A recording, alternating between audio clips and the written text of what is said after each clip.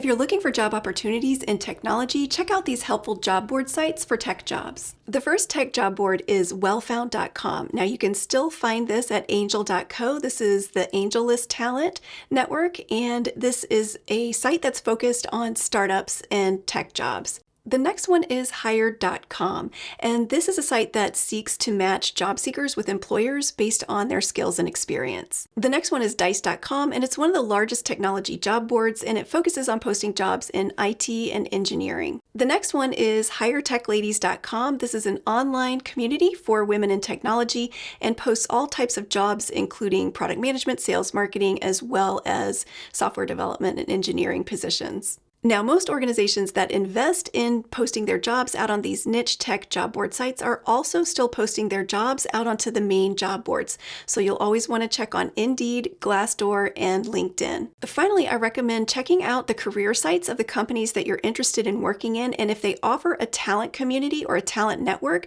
go ahead and join that. You can set up a profile, and a lot of times you'll receive text communications or emails anytime that employer has a recruiting event or opportunities. Many of these sites allow you to set up your own talent profile, and the time you invest doing this is time well spent because the employers who pay money to search these sites for talent can find you.